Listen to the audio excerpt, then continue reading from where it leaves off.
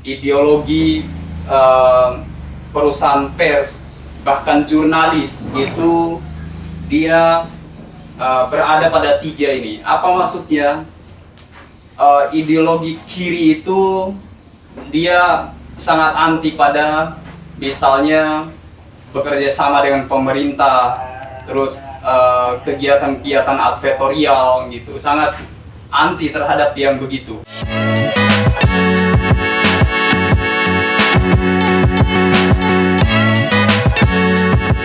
Bismillahirrahmanirrahim. Assalamualaikum warahmatullahi wabarakatuh. Waalaikumsalam warahmatullahi wabarakatuh. Selamat pagi kawan-kawan sekalian. Yang saya hormati redaktur pelaksana Bang Ukil Mubin yang berkesempatan hadir pada pagi hari ini. Dan saya banggakan kawan-kawan keredaksian sekalian, Bang Rian, Bang Ilham, Mbak Lita, yang penuh semangat untuk terus mengikuti kegiatan kita ini. Nah, adapun kegiatan kita pada pagi hari ini kawan-kawan sekalian yaitu kegiatan kuliah jurnalistik yang mungkin nanti untuk penyampaian materinya nanti disampaikan oleh Bang Ukil Mubin. Untuk mempersingkat kata, mungkin langsung saja saya limpahkan kepada Bang Ukil Mubin. Ya, silakan Bang. Ya baik, terima kasih. Assalamualaikum warahmatullahi wabarakatuh. Waalaikumsalam warahmatullahi wabarakatuh. Sebelumnya saya ucapkan terima kasih kepada moderator dan teman-teman sekalian di keredaksian yang berkenan hadir pada pagi hari ini. Sekilas ya, saya ingin berbicara dulu tentang sejarah jurnalistik ya. Kalau dalam undang-undang pers itu kan dia dari menghimpun, mengolah, sampai mentransmisikan informasi itu kalau pers maupun jurnalis itu tugasnya di situ. Jurnalis itu kan bagian dari pers. Dia tidak hanya jurnalis dalam pers itu, tapi juga ada perusahaan atau pengusahanya. Nah, dua itu saling berkolaborasi untuk kemudian menghasilkan yang namanya produk jurnalistik. Nah, sejarah tentang jurnalis itu sejarah yang sangat tua gitu ya. Tidak hanya terjadi di era modern, tapi juga sejak dulu. Bahkan kita bisa, kalau kita baca Al-Quran kan, Nabi Sulaiman ya mengutus burung untuk mencari informasi tentang Ratu Bilqis. Ya. Dia burung itu kemudian membawa informasi ada kerajaan yang tidak menyembah Allah gitu kan. Nah, itu pembawa informasi itu menunjukkan bahwa aktivitas mencari informasi itu sudah terjadi sejak di era-era bahkan jauh sebelum era modern gitu ya. Para raja-raja dulu menggunakan mata-mata misalnya untuk mencari informasi terhadap musuhnya, atau orang-orang para pemimpin dunia menggunakan kekuatan intelijen misalnya untuk menghimpun informasi. Jangan dianggap kita ini tidak di tracking oleh orang-orang tertentu yang berkepentingan dengan kita. Artinya selain kita mencari informasi, orang juga tentu saja akan menggali tentang kita gitu ya. Apalagi berkaitan dengan kepentingan mereka. Nah, aktivitas jurnalistik itu bukan hanya terjadi saat ini. Saya berkesimpulan terjadi jauh sebelum era manusia, era modern itu sudah muncul aktivitas jurnalistik. Kalau di Indonesia sendiri, pra kemerdekaan, orang-orang seperti Soekarno, orang-orang seperti Syahrir, itu Hatta misalnya, mereka orang-orang yang sangat gandrung terhadap informasi. Bahkan Soekarno sendiri mendirikan media gitu ya, untuk dijadikan sebagai alat perjuangan dia memperjuangkan kemerdekaan Indonesia. di era-era selanjutnya aktivitas jurnalistik di Indonesia misalnya muncul di era Soekarno, Soeharto, sampai di era Reformasi ketika muncul Undang-Undang nomor 40 tahun 99 tentang pers. Media itu muncul seperti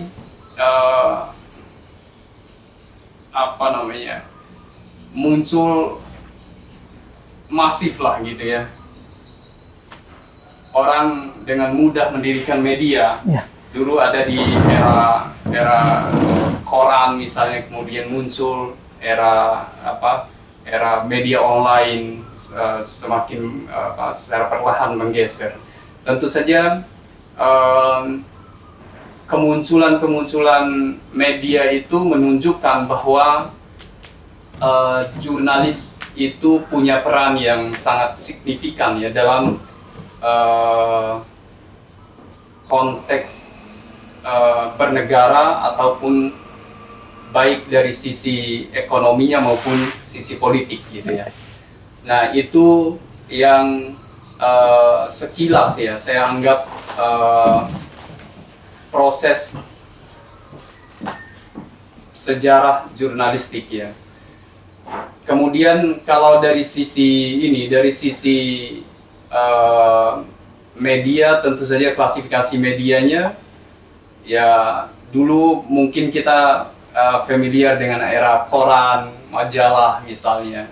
Nah kemunculan platform digital saat ini menggeser semua itu. Orang tiba-tiba dengan mudah mendapatkan informasi hanya dengan bermodal telepon pintar atau handphone gitu ya. Nah itu sekilas tentang sejarahnya. Saya ingin menekankan pada ideologi ini ya. Nanti kita juga akan berbicara tentang apa sih ideologinya berita alternatif gitu ya. Media itu seringkali pers ya, secara khusus perusahaan pers ya, dia pasti berada pada tiga kelompok ini. Kelompok kiri,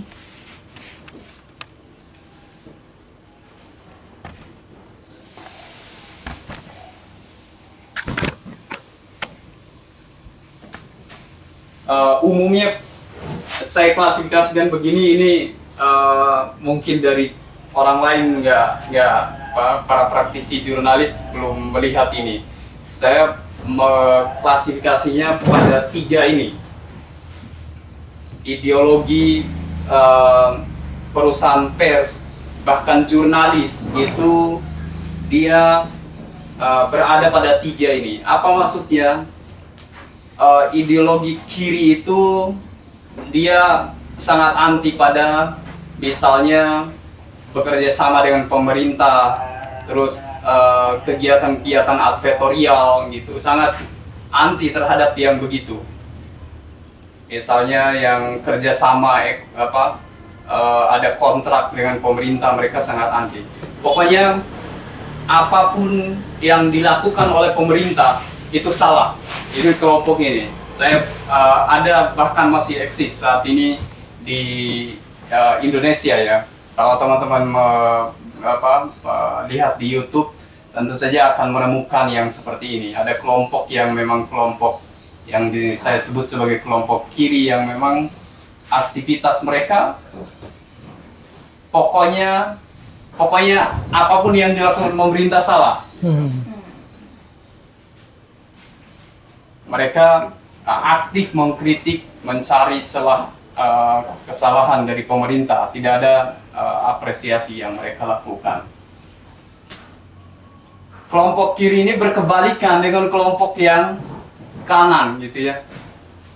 Kelompok yang kanan ini aktivitasnya justru berkebalikan. Mereka muji terus pokoknya pemerintah. Nggak ada salahnya pemerintah.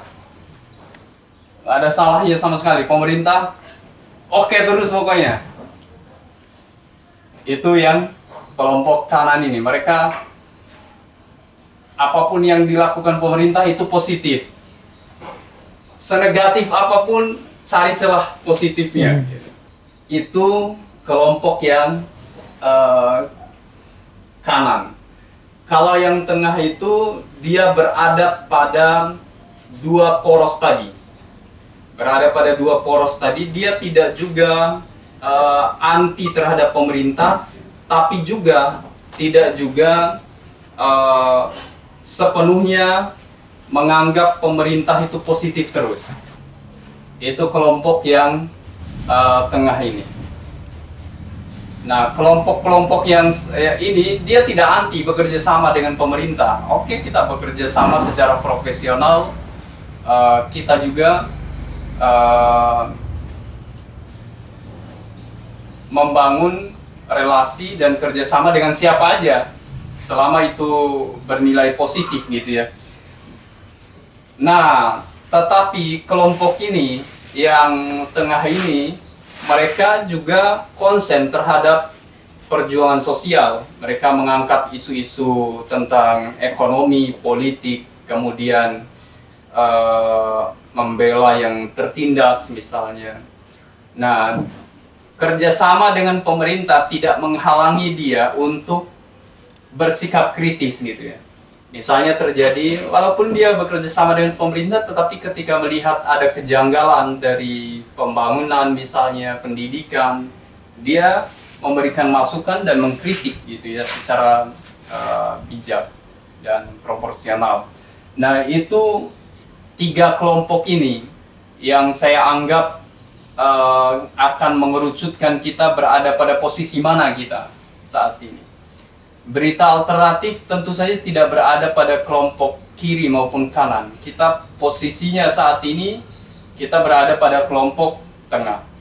Kelompok yang memang di satu sisi kita membangun kerjasama dengan siapapun, kita terbuka dengan siapapun, tetapi di sisi yang lain kita bersikap kritis pada hal-hal yang kita anggap ada kejanggalan di situ, dalam hal misalnya pembangunan, dalam hal ekonomi, politik, dan hal-hal yang memang berkaitan dengan kepentingan dan pelayanan publik gitu.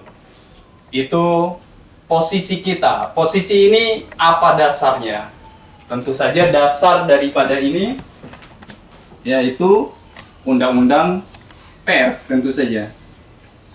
Yang kedua, Kode Etik Jurnalistik, KEJ. Kode Etik Jurnalistik. Nah, dasarnya dua ini. Kita berita alternatif dasarnya pada dua undang-undang ini. Undang-undang Pers itu mengamanahkan kita untuk mendorong dan menegakkan keadilan dan kebenaran. Itu kan tentu saja tugas utama daripada pers. Tapi di sisi yang lain, selain tugas-tugas sosial, pers itu dia punya tugas ekonomi. Makanya kita tidak menutup ruang bagi media ini bekerja sama dengan siapapun. Tetapi sekali lagi kita tekankan bahwa kita kerjasama seperti itu jangan sampai menjadikan kita abai terhadap perjuangan sosial. Nah, karena media ini bukan kita dirikan bukan hanya untuk kepentingan ekonomi gitu ya, tetapi juga pada bagaimana media ini sebagai alat perjuangan bagi kita di berita alternatif. Ini mungkin sekilas ya, nanti ke depan saya ingin berbicara lebih lanjut terkait sejarah berita alternatif ini seperti apa gitu ya. Baru nanti kita mungkin masuk pada bagian-bagian lain terkait pers, kemudian kode etik jurnalistik. Mungkin dari teman-teman sekalian ada yang dipertanyakan untuk penjelasan dari Bang Mubin tadi? Kalau kita tuh sebenarnya membaca media itu terlalu ke kanan itu bisa dilihat dari apanya sih Bang? Dari segi aspek apa gitu kita bisa melihat bahwasanya oh iya memang media ini nih lebih condong ke arah kanan kayak gitu. Dari sisi saya melihatnya dari sisi mereka sikap-sikapnya terhadap pemerintah. Sikap mereka kan ada media saat ini. Tentu saja bukan hanya saya tidak menyinggung satu dua orang ya. Kita di berita alternatif pun pada awalnya kita tidak seprofesional, tidak sebaik saat ini lah ya. Dulu juga kita lebih konsen pada advertorial di awal-awal kita bangun karena kenapa? Ya kita bangunnya memang dari nol gitu kan, mau nggak mau kita konsen pada ekonominya baru secara perlahan kita pada perjuangan sosialnya kita secara perlahan mengarah pada media yang memang sebagaimana yang diamanahkan undang-undang pers gitu ya. Nah, sisi apa yang dilihatnya? Sisi dia hanya konsen pada advertorial. Ekonominya aja, dia ekonomi aja nih. Ekonomi gimana caranya meraup keuntungan sebesar-besarnya, itu aja yang dia konsenkan, yang dia prioritaskan. Bahkan itu menjadi tujuan utamanya gitu. Tidak hanya pada posisi, tentu saja kan tidak hanya pada posisi dengan pemerintah, dia juga bisa masuk ke kerjasama dengan swasta kan media ini. Nah, sisi kanannya dia hanya posisinya gimana media ini dengan dia memanfaatkan nama besar jurnalis untuk kemudian meraup keuntungan ekonomi aja gitu. Itu kelompok kanan ini. Nah itu kan seperti saya sampaikan tadi berkebalikan dengan kelompok yang kiri gitu ya. Lebih salah teruslah pemerintah kan. Padahal kan kita harus mengakui banyak juga hal-hal positif ya sebenarnya yang dilakukan oleh pemerintah, pembangunan infrastruktur, pengembangan pendidikan, ekonomi dan lain sebagainya. Dia punya sisi positif. Tetapi mengapa kemudian ada kemudian kelompok yang memerlukan mengkritik dan mengawasi mereka? Karena pemerintahan itu seringkali ada orang-orang yang memanfaatkan kekuasaan dia untuk mencari dan mengeruk keuntungan pribadi aja. Misalnya, apakah ada seperti itu? Ada. Terjadi kan kasus korupsi misalnya. Nah, kasus korupsi itu menunjukkan ada penyalahgunaan di pemerintahan. Ada penyalahgunaan di pemerintahan yang mengharuskan bagi pers itu melakukan kontrol. Gitu ya. Ada tugas kontrol di situ. Makanya tugas kontrol itulah yang mendorong media itu terjadi media itu mendorong pemerintahan yang bersih gitu ya, clean government ya, atau pemerintahan yang baik atau good government. Nah itu yang membuat media itu perlu berposisi pada posisi yang tengah. Itu sisi ini ya Lita ya, sisi kenapa saya sebut ada kelompok sisi apa yang menekankan sehingga dia disebut seperti itu. Karena berhubung teman-teman juga tidak ada lagi yang bertanya, saya rasa sudah paham ya terkait ini kan. Sedikit lebihnya ya. Lebih dan kurang saya mohon maaf. Wabillahi taufiq wal hidayah. Assalamualaikum warahmatullahi wabarakatuh. Waalaikumsalam warahmatullahi wabarakatuh.